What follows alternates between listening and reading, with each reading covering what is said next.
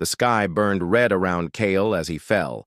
His massive wings, once powerful enough to carry him through the clouds for days, now hung broken at his sides. The left wing would not move at all. It felt dead, like a piece of stone hanging from his body. Kyle had been the best flyer in his clan. Other young Draknari looked up to him. They wanted to fly like him, fight like him, soar through the floating cities like him.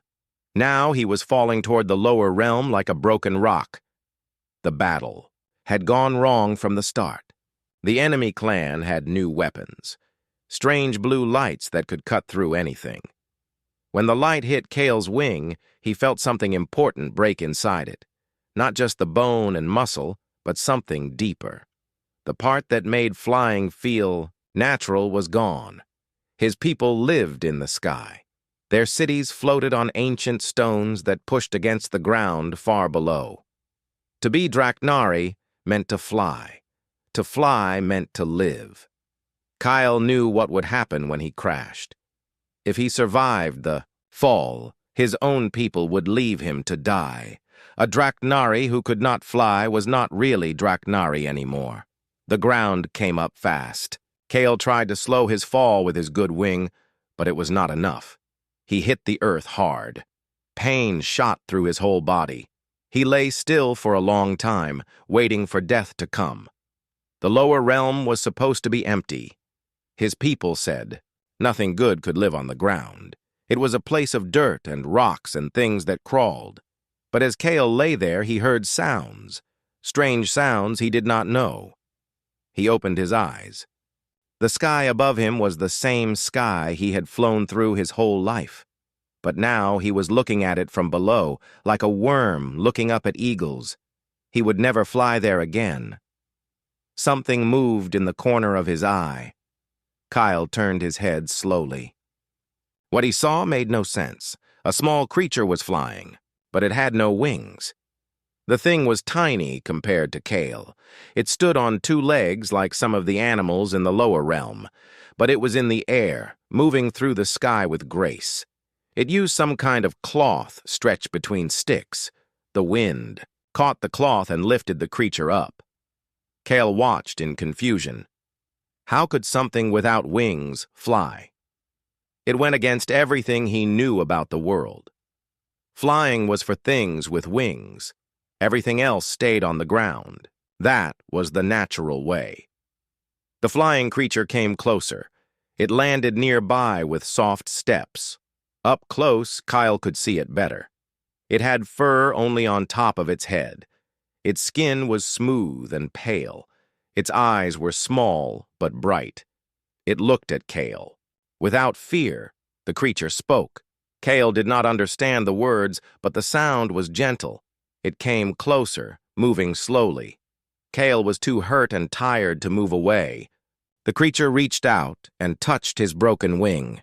Pain shot through Kale again, but the creature's touch was careful. It looked at the wing with interest, not fear or disgust. Most things ran away from injured Draknari. This small creature stayed close. The creature went away for a short time. When it came back, it had things with it. Strange tools and containers. It began working on Kale's wing. The creature cleaned his wounds and put soft cloths on them. It gave him water to drink. Kale had never been helped by another creature before. Draknari were strong. They did not need help. But now he was grateful for this small being's kindness. As the creature worked, Kale noticed more things about it. Its hands were very skillful. It used tools with great care. It seemed to understand how wings worked, even though it had none. Sometimes it made soft sounds, like it was talking to itself. When the creature finished helping him, it sat down nearby. It pointed to itself and made a sound. "Nara," it said. Then it pointed to Kale and looked at him with a question in its eyes.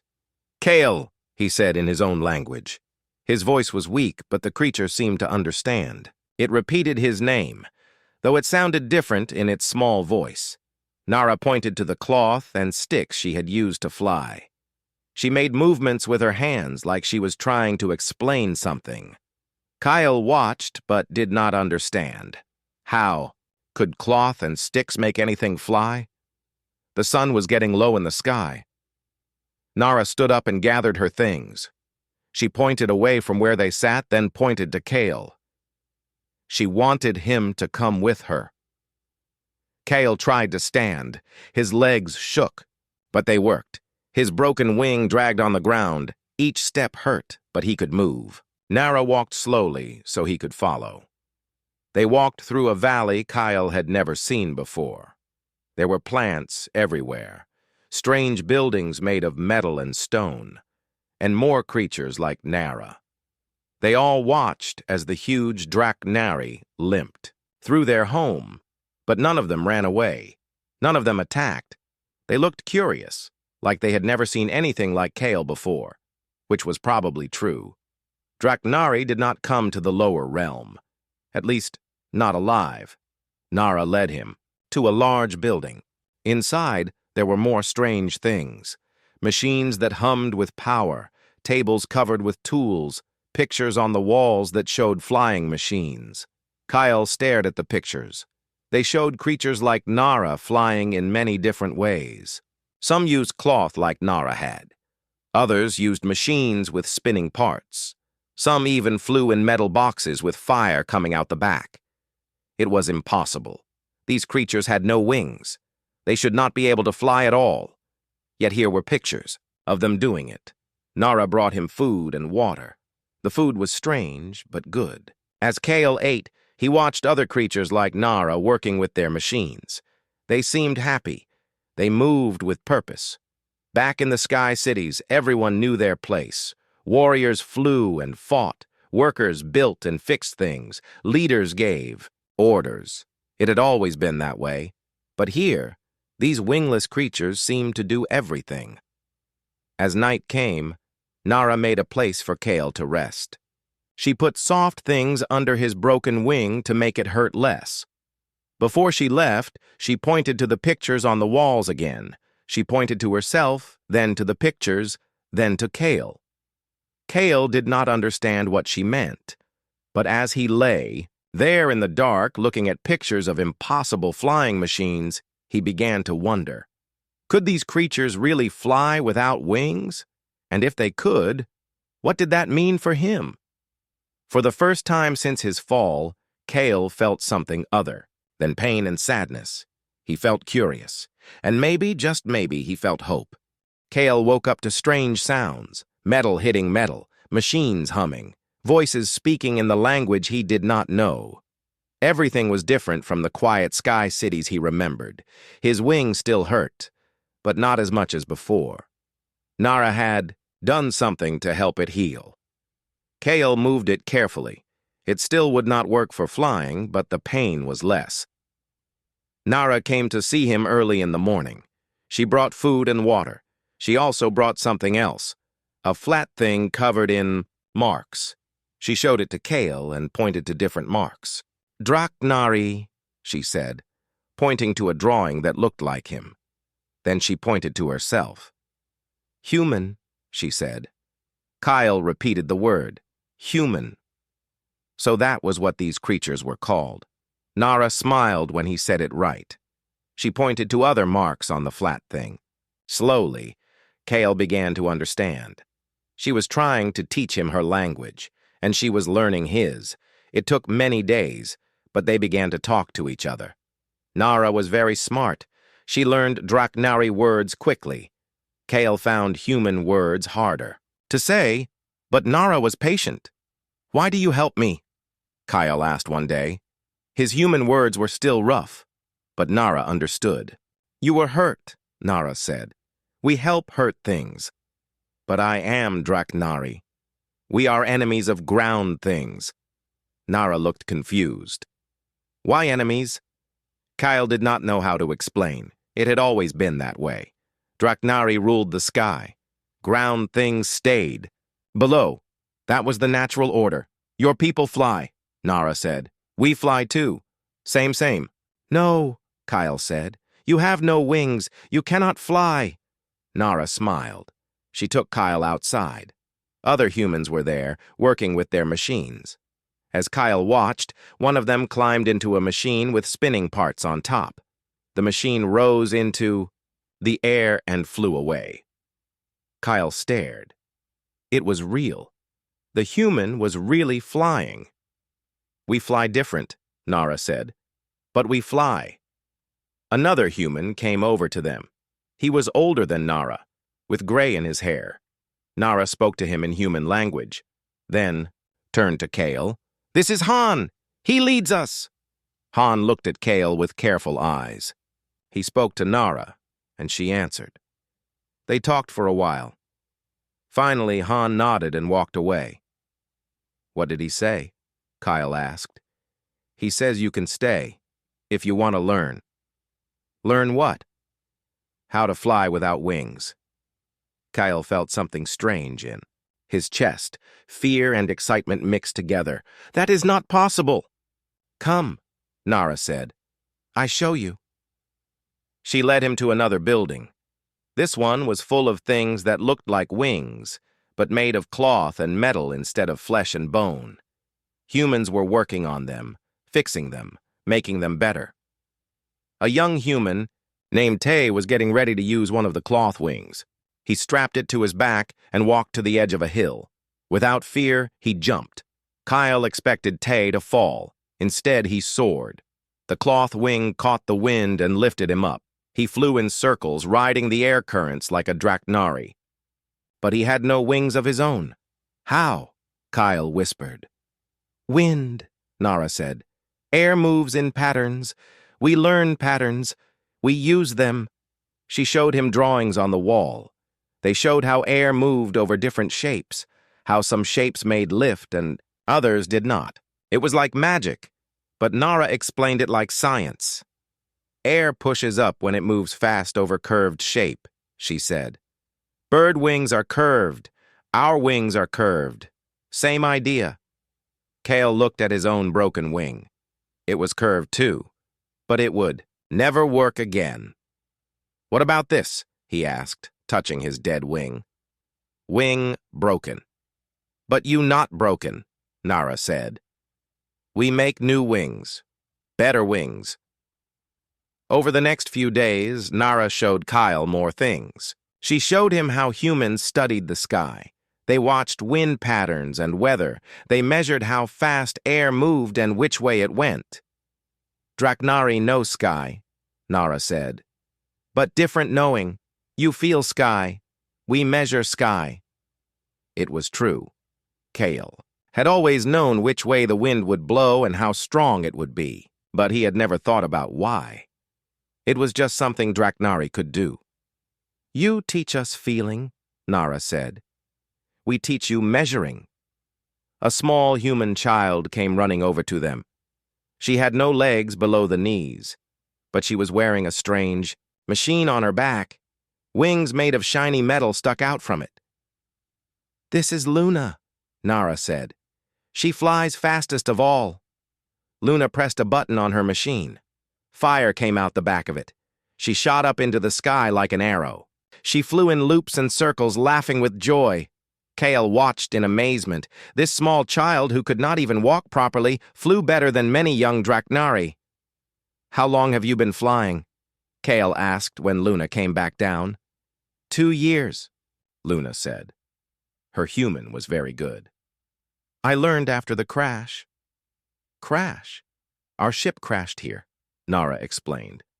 "We were going to another star. But something went wrong. We fell from sky like you." Kyle understood now.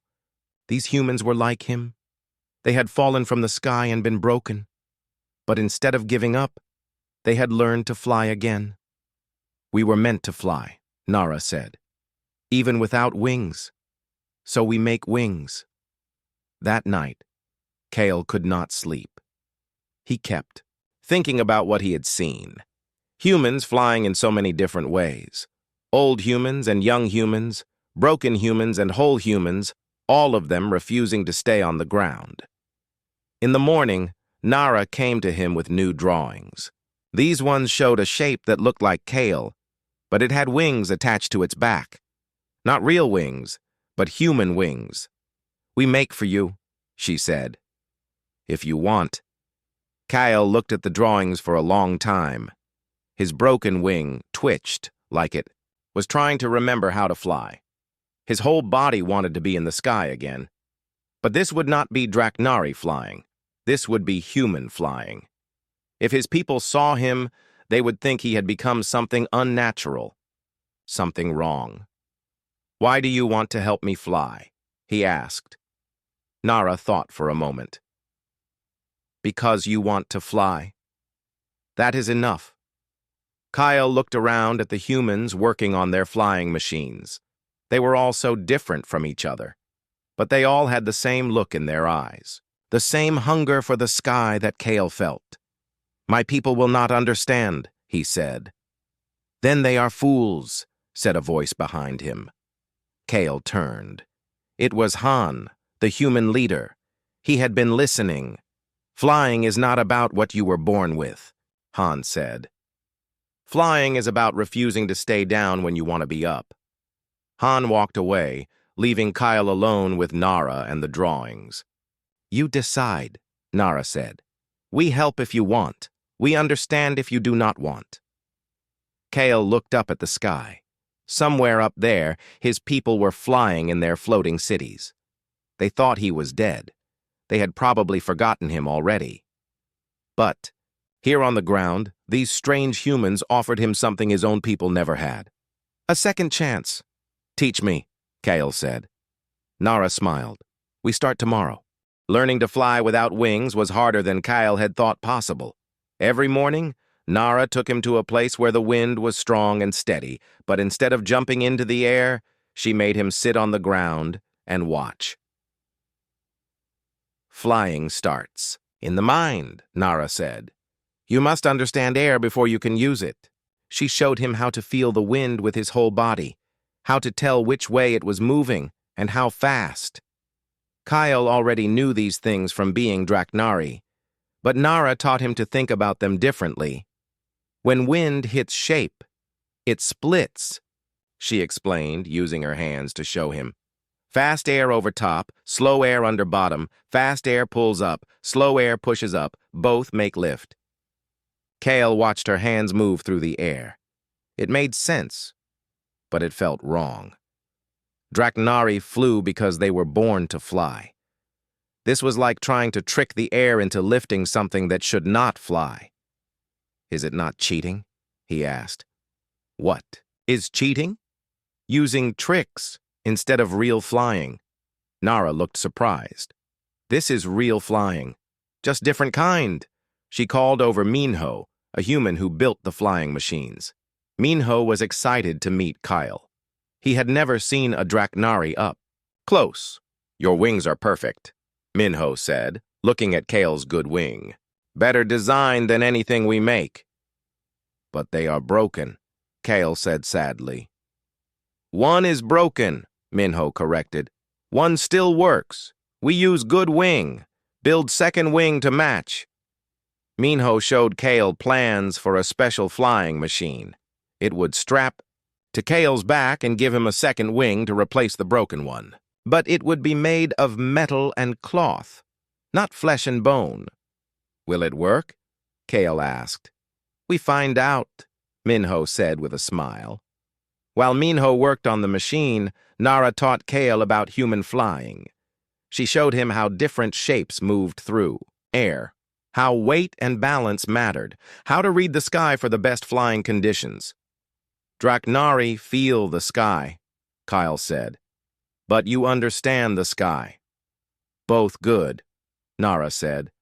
Together, better. Kyle began to see what she meant. His natural sense of wind and weather helped him understand her lessons faster, and her lessons helped him notice things about flying he had never thought about before. After many days, Minho finished the first test wing. It was smaller than Kale's. Real wing, but it was strong.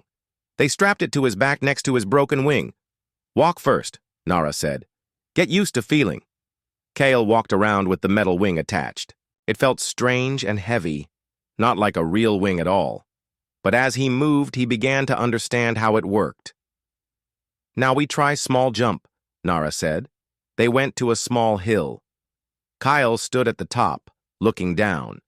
It was not very high, but his heart beat fast. What if the wing did not work? What if he fell again? Trust, Nara said. Trust air, trust wing, trust yourself. Kyle spread his good wing and the metal wing. The wind caught both of them. For a moment, he felt something he had not felt since the battle. Lift. He jumped. For just a few seconds, he glided down the hill. It was not real flying, but it was not falling either. He landed hard but safe. Again, he said immediately. They practiced every day. Kale learned to balance with one real wing and one metal wing. It was difficult. The metal wing did not feel the air the same way his real wing did. He had to think about things that used to be natural, but slowly he got better. His glides lasted longer. His landings got softer. He began to remember what it felt like to be in the air. Ready for big test, Nara said after 2 weeks. She took him to a tall cliff where humans often practiced flying. Other humans gathered to watch. Some looked worried. A few looked excited. Luna clapped her hands with joy. "You can do it!" she called out. Kyle looked down from the cliff. It was very high. If something went wrong, he could be badly hurt. But if everything went right... What? If I crash? He asked Nara. Then you get up and try again, she said. That is what humans do. Kyle thought about his people in the sky cities. If a young Draknari failed a flying test, they were shamed. Sometimes they never tried again. But these humans seemed to expect failure. They planned for it. Failure is learning, Nara explained. Every crash teaches something new. Kale spread his wings. The good wing stretched wide and strong. The metal wing locked into position with a soft click. The wind was perfect, strong and steady. He thought about all the lessons Nara had taught him, about air pressure and lift and balance, but he also thought about the feeling of flying, the joy of being weightless in the sky. Kyle jumped. At first he fell, but then the wind caught his wings and lifted him up. He was flying. Not the same way he used to fly, but really flying. The ground moved below him. The wind sang in his ears. His heart felt light for the first time since the battle. He was back in the sky where he belonged. He flew in a big circle and came back to the cliff. The humans were cheering and clapping. Nara had tears in her eyes. How do you feel? She asked when he landed. Like myself again, Kyle said. But that was not quite true. He felt like himself, but also like something new. The old Kale had flown because he was born to fly. This new Kale flew because he chose to fly. Over the next few days, Kale practiced his new kind of flying. He learned to use wind currents the way humans did. He learned to land on small spaces and take off from flat ground. He learned to fly with purpose, not just for the joy of it. You are a better flyer now than before, Tay told him one day. How can that be? Kale asked. I only have one real wing. Before you flew like Draknari, Tay explained. Now you fly like Kale. Kale understood. When he had 2 working wings, he flew the same way every other Draknari flew. But now he had to find his own way. The metal wing made him think about flying in new ways. I want to learn more, Kyle told Nara. I want to fly like Luna, with fire wings. Nara laughed. First you master gliding, then we talk about rocket packs. But Kyle was serious. He had seen what humans could do when they refused to accept limits. Luna could fly faster than any Draknari. Tay could stay in the air longer than anyone Kyle knew. Han could fly in weather that would ground even the best sky warriors. Why are humans so good at flying? Kyle asked. You have no wings. You should be worst flyers in the sky. Because we have to be good, Nara said. We were not born to fly, so we must earn it every time. That night, Kyle dreamed of the sky, but not the old sky of his memories, a new sky full of possibilities he had never imagined. a sky where anyone could fly if they wanted it badly enough. When he woke up, he knew something had changed inside him. He was still Draknari, but he was also something else now, something that his people did not have a word for. He was hope with wings. The attack came at dawn, when the sky was still dark. Kyle was practicing his flying when he saw them, black shapes moving against the stars. His heart went cold. Draknari, he whispered. He flew back to the human settlement as fast as he could. His metal wing worked perfectly now, but he was still slower than a real Draknari. The shapes in the sky were getting closer. "Han!" Kyle called as he landed. "My people come! Many of them!" Han was awake in seconds. He called out in human language, and the whole settlement came alive. Lights turned on. People ran to their flying machines. Everyone moved with practiced speed. "How many?" Han asked. Kyle looked at the sky again. He counted the dark shapes. 20, maybe more. They are war flyers. "Can we fight them?" Draknari are strong fighters, Kale said. "But they do not expect you to fly. That gives advantage." Nara came running over. "Why are they here?" "Someone saw us flying," Kale said. "They think flying without wings is wrong, against nature." "That is stupid," Luna said, joining them. "Yes," Kale agreed.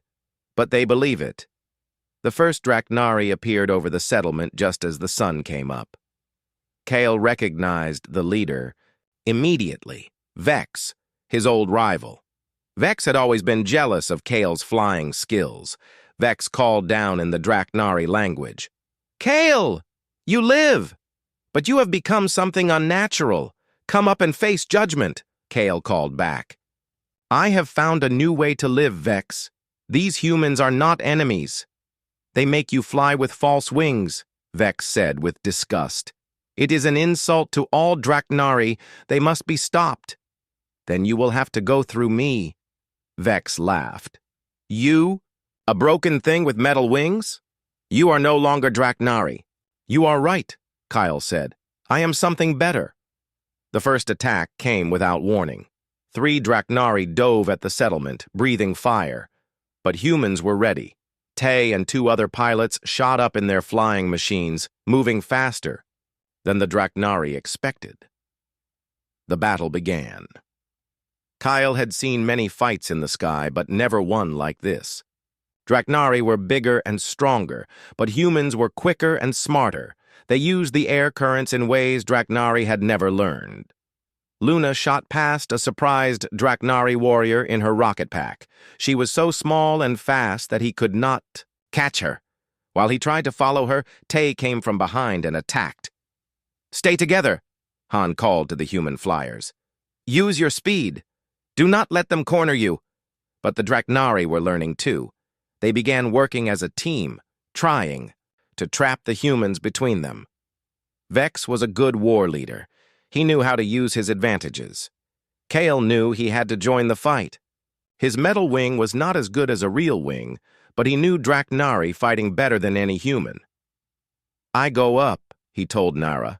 "Be careful," she said. "Come back." Kale launched himself into the sky. It felt good to be in a real air battle again. But strange, too. He was fighting against his own people. Vex saw him coming. "There you are, broken wing, ready to die properly this time?" "Ready to show you what humans taught me," Kyle said. They flew at each other like they had many times before. But this time was different. Kyle did not fight like a Draknari anymore. He used tricks Nara had taught him, ways to use wind and gravity that Draknari never learned. Vex was confused when Kale suddenly dove straight down, then shot back up using a wind current. The move put Kale behind Vex, where he could not be reached. "Fight properly!" Vex roared. "I am fighting properly," Kale said. "Just not your way." Around them, the battle was going better than anyone expected. Humans were holding their own against Draknari warriors. Some Draknari were even retreating, confused by fighting styles they had never seen. But more Draknari kept coming. Kale saw new groups arriving from the floating cities. Soon the humans would be outnumbered too badly to win. "We need new plan," Kale called to Han. "What do you suggest?" Kale thought fast. Draknari were proud. They believed they were the best flyers in the world, but they had never seen anything like human flying. "Make them doubt," Kale said. "Show them things they think are impossible." Han understood immediately. He called out new orders to the human flyers. Instead of just fighting, they began to show off. Luna did loops so tight that no Draknari could follow. Tay flew backwards using his machine's special controls. Other humans did tricks that made Draknari stop fighting just to watch. "Impossible," one young Draknari whispered as he watched Luna fly through a space smaller than his own wingspan. "Nothing is impossible," Kyle called to him. "Only things you have not learned yet." The young Draknari looked at Kale with new eyes. "You really can fly with metal wings." "Better than I ever flew with real wings," Kale said. More young Draknari began to watch instead of fight. They had never seen flying like this. Some of them looked excited instead of angry, but Vex was furious. "Do not listen to the Broken One," he roared. "He has been poisoned by ground crawler lies." Vex attacked Kale with all his strength. Kale barely got away. His metal wing was good, but it was not as fast as Vex's real wings. "You cannot run forever," Vex said, chasing him. "I am not running," Kyle said. "I am leading." Kale flew toward a narrow canyon that humans used for practice. The walls were close together and the wind was tricky. Only the best human pilots could fly there safely. Vex followed him in. "Clever, but not clever enough. I have flown in harder places than this." But Kale was not trying to hide in the canyon. He was using it as a tool. At the narrowest part, he suddenly stopped and hovered in place. Vex, flying too fast, could not stop in time. Kyle grabbed Vex and held him still in the air. It was something only possible with human-style flying. Draknari never learned to hover like that. "How?" Vex gasped. "Humans taught me," Kyle said. "They can teach you too." "Never!" Vex broke free and tried to attack again, but other Draknari were calling for him to stop. The younger warriors were talking excitedly about what they had seen. Some were even asking humans to show them more tricks. "The young ones want to learn," one of the older Draknari said to Vex. "Maybe we should listen." Flying without wings is against nature, Vex insisted. "Is using tools against nature?" Nara asked, flying up in her glider. "Is building homes against nature? Is making fire against nature?" The Draknari looked at each other. They had never thought about these questions before. "We use what we need to survive," Nara continued. "Flying is surviving for us, so we learned to fly." An old Draknari named Scion flew closer. Kale remembered him as a wise leader who questioned old ways. "Show me," Scion said to Nara. "Scion, no," Vex protested, but Scion ignored him. He watched carefully. As Nara demonstrated her glider, he asked questions about how it worked. He seemed genuinely curious. "Can old Draknari learn this?" he asked. "Anyone can learn," Nara said, "if they want to." That simple sentence changed everything. The idea that anyone could learn to fly, regardless of what they were born with, was like a seed planted in young Draknari minds. "I want to try," said the young Draknari who had watched Luna earlier. "And I," said another. Soon half the Draknari, warriors, were asking about human flying instead of fighting. Vex looked around in horror as his war party turned into a school. "This is madness," he cried. "This is the future," Scion said quietly. The battle was over, but something much more important was just beginning. Word of the strange battle spread through the floating cities like wildfire. Young Draknari talked in secret about the impossible things they had heard. Wingless creatures that could fly, broken warriors who flew again, magic machines that gave anyone wings. The High Council was not pleased. "This madness must be stopped," declared Elder Korax, the oldest and most traditional of the Draknari leaders. If ground crawlers can fly, then what makes us special? What makes us Draknari? 3 days after the first battle, a much larger force was sent to the lower realm. Not just warriors this time, but the elite Sky Guard, the best fighters the Draknari had. Kyle saw them coming from far away. Their formations were perfect. Their weapons gleamed in the sunlight. These were not confused young warriors who might be convinced to listen. These were soldiers following orders. "How many?" Han asked when Kyle landed. 50, Kyle said grimly. "Maybe more. They come to end this. Can we fight them?" Kyle looked at the human settlement. Good people were working on their flying machines. Children were learning to use gliders. Everyone was preparing to defend their home. "We can try," he said. "But they are too many, and too good." "Then we run?" Luna asked. "Where?" Tay said. "They control the sky. They will find us anywhere." Nara had been quiet, thinking. Now she spoke up. "We do not run. We do not hide. We show them something they have never seen before." "What do you mean?" Kyle asked. "You said young Draknari were interested in learning. What if we give them a reason to choose learning over fighting?" Nara's plan was dangerous. Instead of preparing for battle, the humans would prepare for a demonstration. They would show the Sky Guard flying skills so amazing that even elite warriors would have to pay attention. "That is crazy," Minho said. "They come to kill us." "They come to stop an idea," Nara corrected. "Ideas cannot be killed with swords, only with better ideas." Kyle understood what she meant. The Sky Guard was not really fighting humans. They were fighting the thought that Draknari might not be the best flyers in the world. "What if the demonstration fails?" he asked. "Then we fight," Han said simply. "But first, we try Nara's way." They worked all night. Every human who could fly practiced their most difficult moves. They prepared tricks that would amaze anyone who saw them.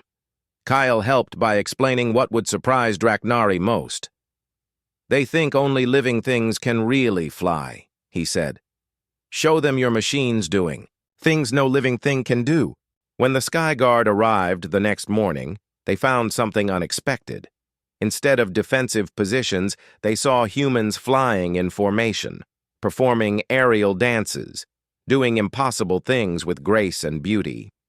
Commander Thane, leader of the Sky Guard, called down to the settlement. "Surrender now and your deaths will be quick." "We offer a different choice," Nara called back. "Come down and learn something new." "We do not learn from ground crawlers." "Then stay in the sky and watch," Kyle said, launching himself up to meet them. Thane saw Kale's metal wing and sneered. "The traitor returns. Ready to die properly this time?" "Ready to show you the future," Kale said. He gave a signal to the humans below. What happened next was like nothing the Sky Guard had ever seen. Luna shot straight up past them in her rocket pack, moving faster than any living thing could fly. She reached a height where even Draknari could not breathe, then dove back down, in a perfect spiral. Tay and his team flew in formation so tight they looked like one creature with many wings. They moved together like parts of a single mind. Minho demonstrated his new hover flyer, a machine that could stay perfectly still in the air while turning in any direction. No Draknari could do that. Other humans showed off flying machines that could do loops, fly backwards, even fly upside down for long periods. The Sky Guard watched in stunned silence. These were not just tricks. These were entirely new ways to use the sky. "Impossible," one young guard whispered. "Everything is impossible until someone does it," Kale said. But Commander Thane was not impressed. "Clever toys," he said, "but you are still not true flyers. Watch how real warriors use the sky." He led his guard in an attack formation that was beautiful and deadly. They moved like a storm wind, fast and powerful. Their skills were incredible, but humans had been preparing for this too. Instead of running from the attack, they broke into dozens of small groups. They scattered in all directions, moving unpredictably. The Skyguard formation, so perfect for fighting other Draknari, was useless against enemies that refused to stay in one place. "Cowards!" Thane roared. "Stand and fight!" "We are fighting," Kyle called back. "Just not your way." The battle became a dance. Draknari tried to catch humans who moved like quicksilver. Humans tried to outmaneuver Draknari who could turn the sky into a weapon. But something strange was happening. Young members of the Skyguard were not fighting as hard as they could. They were watching the human flying techniques with growing amazement. "Focus!" Thane commanded. "Stop staring and fight!" But it was hard to focus when humans kept doing things that should be impossible. When Luna flew between two Draknari warriors so fast they nearly crashed into each other.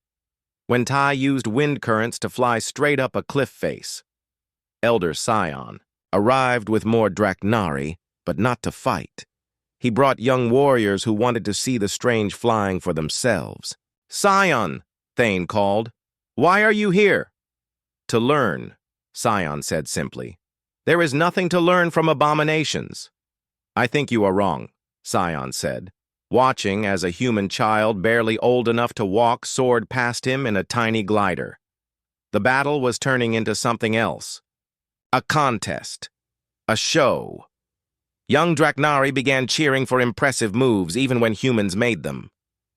"This is madness," Thane raged, but he was losing control of his own warriors.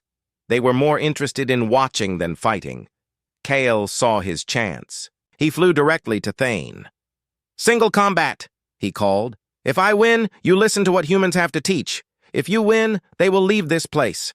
Thane smiled cruelly. "Gladly. I will end this foolishness myself." They faced each other in the sky like ancient warriors. But Kale was no longer the broken fighter who had fallen from the clouds. He had learned to combine Draknari's strength with human cleverness. The fight was spectacular. Thane was a master of traditional sky combat. But Kale used moves that no traditional fighter could predict. When Thane dove to attack, Kale used his metal wing to hover and turn faster than should be possible. When Thane tried to outfly him, Kale used wind currents in ways Draknari had never learned. "How do you do this?" Thane demanded as Kale evaded another attack. "I learned to fly from my heart instead of my tradition," Kale said. The fight went on for a long time. Both warriors were skilled, but slowly, Kale began to win. Not because he was stronger, but because he could do things Thane could not expect. In the end, Kale managed to pin Thane in the air using a move Nara had taught him. It was a hold that was only possible with artificial wings. "Yield," Kale said. Thane looked around at his warriors. Many of them were nodding with respect. They had seen something amazing. "I yield," Thane said quietly. The battle was over. But the real victory had nothing to do with fighting. It was the look in young Draknari eyes, the hunger to learn something new, the realization that the sky was bigger than they had ever imagined.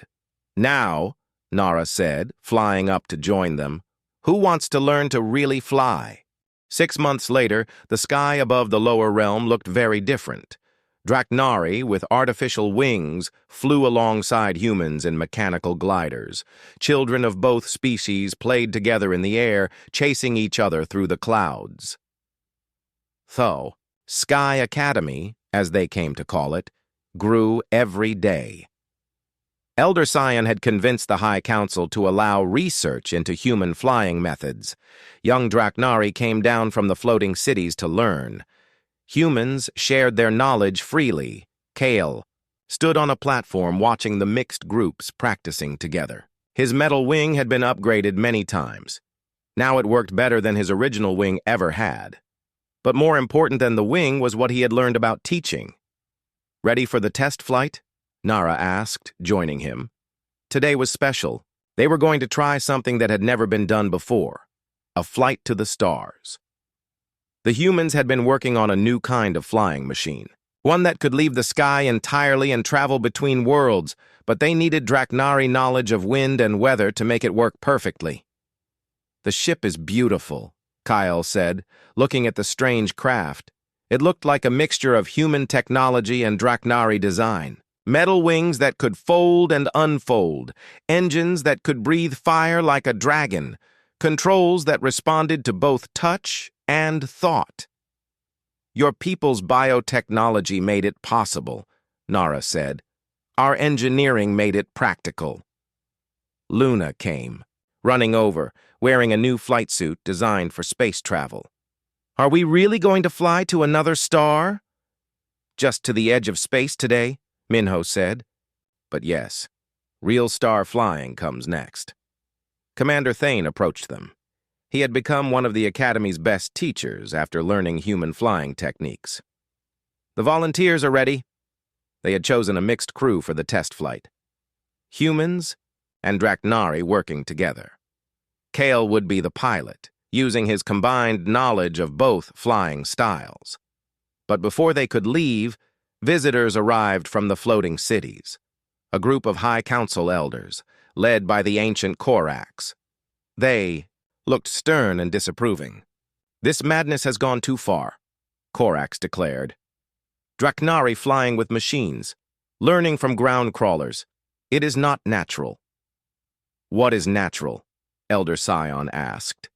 He had become the Academy's strongest supporter among the Draknari leaders. "Using our minds, solving problems, learning new things. Flying with artificial wings is an insult to our ancestors," another elder said. Luna stepped forward. She was still small, but she had grown confident in the months of flying with Draknari. "My ancestors could not fly at all," she said. "Does that make me an insult?" The elders looked uncomfortable. They had not expected to be questioned by a human child. "Children should not speak of such matters," Korax said dismissively. "Why not?" asked Yuki, a young Draknari student. "She flies better than most warriors." More young Draknari nodded in agreement. They had learned to respect skill over tradition.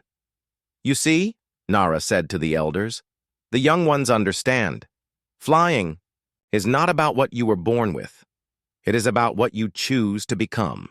"And what have we chosen to become?" Korax asked with disgust. "Better," Kale said simply. He gestured to the mixed groups flying overhead. Humans and Draknari working together, learning from each other, achieving things neither could do alone. "Look at them," Kyle continued. "Humans learning to feel the wind like Draknari. Draknari learning to understand the sky like humans. Both becoming more than they were before." "It is corruption," Korax insisted. "It is growth," Scion replied. The argument might have continued, but Luna had an idea. "Want to see what we learned?" she asked the elders. Before anyone could stop her, she activated her rocket pack and shot into the sky. But instead of flying, alone she was joined by a dozen other young flyers. Humans and Draknari mixed together. They performed a dance in the air that took the elders' breath away. Movements so complex and beautiful that they seemed impossible. But it was not just the flying that amazed them. It was how perfectly the two species worked together. When they landed, even Korax was speechless. "How?" he whispered. "Practice," Luna said, "and friendship. We learned that different does not mean worse," Yuki added. "Different can mean better." The elders looked at each other. Some still seemed angry, but others looked thoughtful. "This changes everything," one elder said quietly. "Yes," Nara agreed. "That is the point." Han stepped forward. "We do not ask you to abandon your ways. We ask you to add to them, make them bigger." "The sky is vast," Kyle added. "There is room for all kinds of flying." Korax stared at the starship for a long time. "And this machine? What is its purpose?" "To take the sky with us," Minho explained. "To fly between worlds. To find new places where all our children can soar." "Your children and ours," Scion said, meaningfully. Together. For the first time, Corax looked uncertain. The idea of Draknari and human children growing up together, learning from both species, was something he had never considered. "Show me," he said finally. They boarded the starship together. Elders and students, humans and Draknari, all crowded into the beautiful craft. Kyle took the pilot seat, with Nara beside him as co-pilot. "Ready?" Kyle asked. Everyone nodded. The ship rose slowly at first, like a normal flying machine. But as they climbed higher, it began to move faster than anything had ever moved before. The ground fell away. The floating cities became tiny dots below them, and then they were among the stars. "Impossible," Corax breathed, looking out at the endless sky full of suns. "Everything good is impossible," Luna said, "until someone does it." They flew through space for an hour, seeing wonders neither species had imagined. Other worlds, strange lights, the vast beauty of the universe. When they returned to Arion, everyone was changed. "We could explore it all," one young elder said with excitement. "Together," Nara agreed. "But what about our traditions?" Corax asked. "Take them with us," Kale suggested. "Teach them to the stars." In the months that followed, everything changed. The floating cities began building their own starships. Human technology and Draknari wisdom combined to create wonders. The Sky Academy became the Sky University, teaching beings from both species to reach for impossible dreams. Young humans learned to feel the wind like dragons. Young Draknari learned to build wings from metal and fire. Both learned that the sky had no limits except the ones they accepted. Kyle often flew alone now, high above the world where he had once crashed broken and hopeless. His metal wing carried him as surely as his real wing ever had. But more important, his spirit carried something it had never held before, the knowledge that broken things could become beautiful. That falling was just another way of learning to fly. Sometimes Nara joined him in these high flights. They would soar together in comfortable silence, watching the mixed groups of students practicing below. "Do you miss it?" Nara asked one day. "The old way of flying?" Kyle thought about it. The old way had been simpler, natural, unquestioned. "No," he said finally. "The old way was flying with wings. This is flying with heart." Far below them, a small human child and a young Draknari were helping each other learn to glide. The child's artificial wings sparkled in the sunlight. The Draknari's natural wings caught the wind with ancient grace. Together, they rose toward the stars. And in that moment, watching the future learn to fly, Kyle knew that his broken wing had been the most important thing that ever happened to him. Because sometimes you have to fall from the sky to learn that there are no limits to how high you can soar.